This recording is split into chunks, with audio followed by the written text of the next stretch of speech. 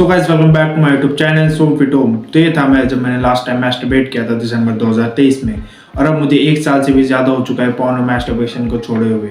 लेकिन ये पहली बार तो था नहीं कि मैंने नोफैप का ट्राई किया। मैं लगभग 2021 से नोफैप फॉलो करने की कोशिश कर रहा हूँ, लेकिन हर बार मैं कुछ समय बाद फेल हो जाता था और हर फेलियर मुझे और डिमोटिवेट करता था। लेकिन 2024 में ऐसा क्या हुआ, वो एक्सपीरियंस मैं तुम्हारे साथ शेयर करने जा रहा हूँ, तो बने रहो वीडियो के एंड तक। Here we go. तो स्टार्टिंग से शुरू करते हैं। देखो, नोफैप का पहला हफ्ता इजी होता है इन माय ओपिनियन, क्योंकि हम नोफैप के जोश में होते हैं तो 5-6-7 दिन आराम से निकल जाते हैं। लेकिन जैसे एक हफ्ता होता है, दिमाग में थॉट्स आने लगते हैं कि यार गिव अप कर देता हूँ यार, क्योंकि इतने टाइम से हम कर रहे होते हैं तो आसान नहीं होता है छोड़ना। लेकिन इस पॉइंट पे तुम्हें अपनी विल पावर का यूज़ करना है, क्योंकि आगे जाके तुम बेटर फील करोगे। जैसे तुम्हारा दूसरा हफ्ता होगा, 15-20 दिन हो जाएंगे, तो तुम्हें मोस्ट प्रोबेबली तुम्हारा पहला नाइटफॉल होगा।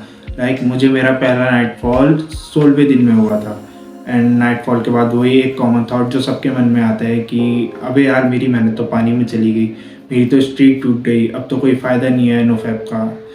और ये सोचकर मैस्टरबेट कर लेते हैं लड़के। लेकिन तुम्हें ऐसा नहीं करना है। देखो, नाइटफॉल से कुछ नहीं होता है। Nightfall is a natural process. तुम नोफैप तब तक फेल नहीं करोगे जब तक तुम इंटेंशनली अपने हाथों से इजैकुलेट ना करो, या सेल्फ इजैकुलेट जैसे भी तुम करते हो। Nightfall is not gonna stop you. फिर जैसे तुम्हारे 20-30 दिन हो जाते हैं, 1 महीना हो जाता है, तो तुम अपने आप को लेकर काफ़ी बेटर फील करते हो। तुम्हारी सेल्फ इस्टीम बूस्ट हो जाएगी, तुम मोटिवेटेड रहोगे कि हाँ, मैं आगे भी कर सकता हूँ। और फिर जैसे तुम्हारे 40-45 दिन हो गए, तो मोस्ट प्रोबेबली तुम्हारा दूसरा नाइटफॉल होगा। मेरा दूसरा नाइटफॉल हुआ था 47 डेज़ में। तो उसके बाद भी यही थॉट्स आते हैं कि इतने दिन तो हो गए हैं और अब नाइटफॉल भी हो गया है, तो चलो इसी बात में मैस्टरबेट कर लेता हूँ। लेकिन भूल कर भी इस पॉइंट पे मैस्टरबेट नहीं करना है, क्योंकि जो मोस्ट चैलेंजिंग फेज़ है वो तो इसके बाद आता है। जब तुम्हारे 50-60 दिन हो जाते हैं, तो तब तुम्हारी एनर्जी एकदम पीक पे होंगी। तुम्हें तब सबसे ज़्यादा अर्जेस आएंगी और तुम बेवजह ऑन नहीं रहोगे। तुम्हें डिस्ट्रैक्शन ज़्यादा दिखेंगे। अगर मैं अपना बताऊं तो उन दिनों मेरे एग्ज़ाम्स चल रहे थे और उस वक्त काफ़ी ज़्यादा स्ट्रेस हो गया था, क्योंकि जो डोपामिन मुझे मैस्टरबेशन से मिलता था वो ना मिले मुझे बहुत दिन हो गए थे। उस वक्त मुझे सबसे ज़्यादा अर्जेस आई थी क्विट करने की, एंड उस वक्त हालत बहुत ख़राब थी। लेकिन उस वक्त मैंने क्या किया, उस वक्त मैंने अपने आप को याद दिलाई कि I have control over my actions, I can control my thoughts. And इस चीज़ में मुझे मेडिटेशन ने भी बहुत हेल्प करी थी।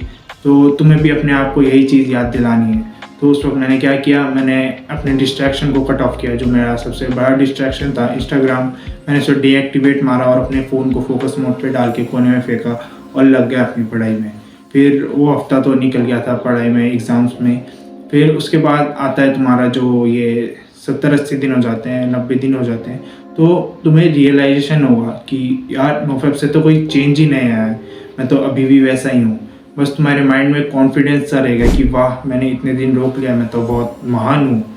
लेकिन कई लोग ये सोचेंगे कि अगर नोफैप से कोई फ़ायदा नहीं दिख रहा है, कोई चेंजेस नहीं आए, तो हम नोफैप क्यों करें, और ये सोच के वो वहीं पे क्विट कर देते हैं। लेकिन तुम्हें ऐसा नहीं करना है। देखो भाई, ये बात अपने दिमाग में डाल लो कि नोफैप का मतलब सिर्फ पॉर्नो मैस्टरबेशन छोड़ने का नहीं है। नोफैप के दौरान तुम्हारी एनर्जी एकदम हाई रहती है। अगर तुम उस एनर्जी को कोई डायरेक्शन नहीं दोगे, तो गारंटी है कि तुम तड़पते रहोगे और तुम फेल हो जाओगे। तुम्हें पर्पस सेट करना होगा, तुम्हें गोल्स बनाने होंगे और तुम्हें उन गोल्स पे काम करना पड़ेगा। मेरी अपनी जर्नी में मैंने ये रियलाइज़ किया कि नोफैप सिर्फ एक ज़रिया है, एक टूल है, कोई मैजिक नहीं है। मैंने अपने फेयर्स को फेस करना सीखा, मैंने उन्हें ओवरकम किया, लेकिन उनका डायरेक्ट कनेक्शन नोफैप से नहीं था। ये मेरी खुद की चॉइस और मेरे डिसीजंस का नतीजा था। नोफैप ने तो मुझे बस एक क्लियर माइंडसेट दिया था, बाकी सारा काम मेरी मेहनत और मेरे एक्शंस का था। अगर तुम नोफैप के दौरान सिर्फ अर्जेस कंट्रोल करोगे और अपनी एनर्जी को कोई प्रोडक्टिव चीज़ में नहीं लगाओगे या कोई नए स्किल में नहीं लगाओगे, तो तुम वहीं के वहीं रह जाओगे। अगर तुम्हें चेंजेस चाहिए, तो तुम्हें उनके लिए एक्शंस लेने पड़ेंगे, राइट डिसीजंस लेने पड़ेंगे।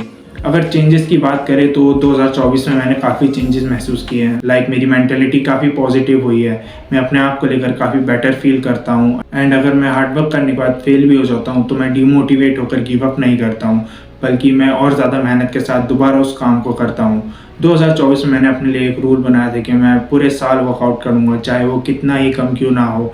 और इस चीज़ ने मुझे डिसिप्लिन और कंसिस्टेंसी बिल्ड करने में हेल्प करी। 2024 में मैंने अपने गोल्स पे पूरा फोकस किया एंड मैं भगवान के साथ भी कनेक्टेड था। और मैं अपनी जर्नी को यूट्यूब पर पोस्ट भी कर रहा था, जिसने मेरी बहुत ज़्यादा हेल्प करी इस चैलेंज में। मैं चाह कर भी गिव अप नहीं कर सकता था क्योंकि मेरी छोटी सी ऑडियंस बन रही थी यूट्यूब में। तो thanks to my audience too. तो बस एंड में तुम्हें ये कहना चाहूँगा कि अगर तुम नोफैप फॉलो कर रहे हो या फॉलो करने जा रहे हो तो नोफैप से कोई हाई एक्सपेक्टेशन मत रखो कि नोफैप करूँगा तो मेरी तो बॉडी बन जाएगी, मेरी तो स्किन चमकने लगेगी, लड़कियाँ तो मुझसे खुद ब खुद अट्रैक्ट होंगी, ब्ला ब्ला ब्ला, जो भी तुम है एक्सपेक्टेशन रखते हो। और ना ही ये सोचो कि मैं 90 दिन करूँगा या 2 महीने करूँगा, 120 दिन करूँगा। नहीं, अगर तुम ये चैलेंज करने जा रहे हो तो इस चैलेंज को एज अ लाइफ लॉन्ग लेके चलो। ये सोचो कि अब कभी दोबारा नहीं करूँगा, हेट करो इस चीज़ को। ये सोचो कि ये एक मेंटली वीक मेल की निशानी है। अगर नोफैप करने जा रहे हो तो ये सोच के जाओ कि अब मैं एक मर्द बनूंगा, एक नॉर्मल इंसान जो इस गंदी आदत को छोड़ चुका होगा। लाइक अगर मैं अपना बताऊं तो मैंने इस चैलेंज के स्टार्टिंग से ही सोचा था कि अगर मैं ये चैलेंज पूरा कर लूँगा तो मैं दोबारा पीछे मुड़ के नहीं देखूंगा। ये चैलेंज अब ज़िंदगी भर का है। तो एक और टिप तुम्हें ये देना चाहूँगा कि अगर तुम नोफैप फॉलो कर रहे हो या फॉलो करने जा रहे हो तो अपनी जर्नी को यूट्यूब पर पोस्ट करना शुरू करो। ये तुम्हारी बहुत ज़्यादा हेल्प करेगा। और हो सके तो मुझे टैग भी कर देना। और अगर तुम्हें मुझसे पर्सनली बात करनी है तो you can join my Discord server, link description में है। तो see you in the next video, don't forget to subscribe. Till then you can also do it bro, keep going.